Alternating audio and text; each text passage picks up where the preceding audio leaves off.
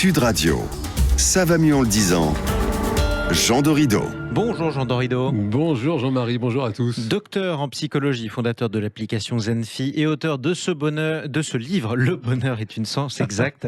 C'est publié chez Larousse. Aujourd'hui, vous revenez sur un spectre, Jean Dorido, c'est celui de la grande démission. De quoi il s'agit ? Eh bien, en fait, c'est un dossier à retrouver dans le numéro du Point de cette semaine. Effectivement, la grande démission, qu'est-ce que c'est ? En fait, c'est cette difficulté des patrons d'entreprise aujourd'hui à trouver des collaborateurs. C'est-à-dire que les offres d'embauche, elles ne trouvent pas de preneurs.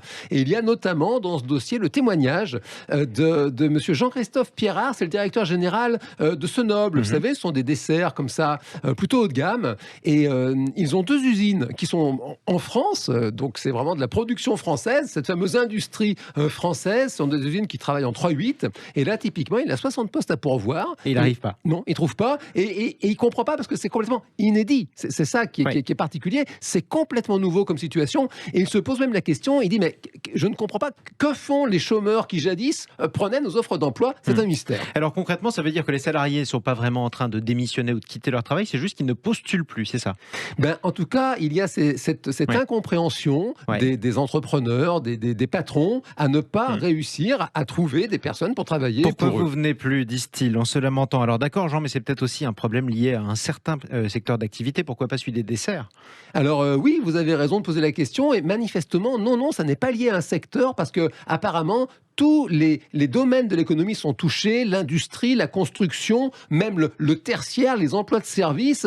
Et avec en plus cette nouveauté, vous savez, les traditionnels de dire oui, mais c'est un problème de formation, Et là, en fait, même les jobs qui ne nécessitent aucune qualification, même ces emplois-là ne trouvent pas de preneurs. Peut-être est-ce qu'ils sont trop mal payés, hein ? Pourquoi pas, par exemple ? Alors Jean, pour un psychologue, comment on peut expliquer cette grande démission ? Mais alors typiquement, vous venez de mettre le doigt dessus, c'est en général la piste qui est étudiée en premier, c'est de dire bah oui, il faudrait quand même payer les gens, ce qui semble tout à fait légitime. Ça paraît rationnel. Oui, c'est rationnel. On parle même souvent en France de cette fameuse trappe à l'inactivité, vous savez, de dire bah finalement quelqu'un qui travaille ne va pas gagner tellement plus que la même personne qui ne travaille pas. Et en même temps, cet argument ne semble pas complètement satisfaisant parce que cette vague de grandes démissions, de grands renoncements vient des États-Unis précisément. On ne peut pas dire que ce soit un pays finalement qui se distingue par ses aides sociales. Voilà, exactement. Donc manifestement, les causes essentielles de ce renoncement, ils appellent ça the Great Resignment en américain, c'est à chercher ailleurs. Alors c'est à chercher ailleurs, où ça par exemple ?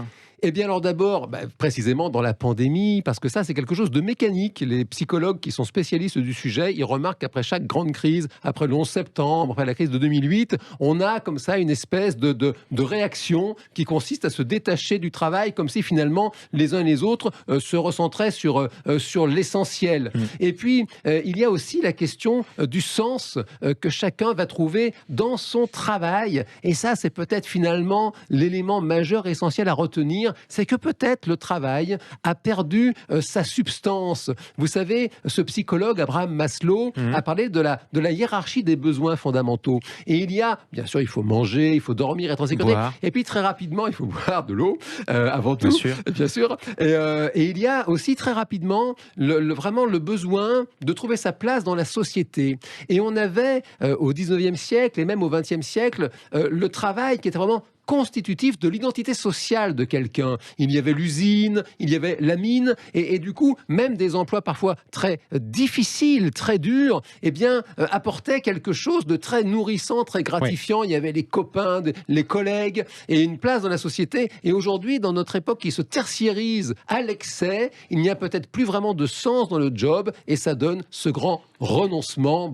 C'est peut-être l'occasion de réinventer un nouveau système qui nous fera plus de bien. Ça fait qu'on n'a plus tellement envie, plus autant qu'avant. En tout cas, merci beaucoup Jean Dorido. Merci Jean-Marie. Docteur en psychologie, vous travaillez toujours et vous consultez aussi, évidemment. Yes. Plutôt, on vous consulte.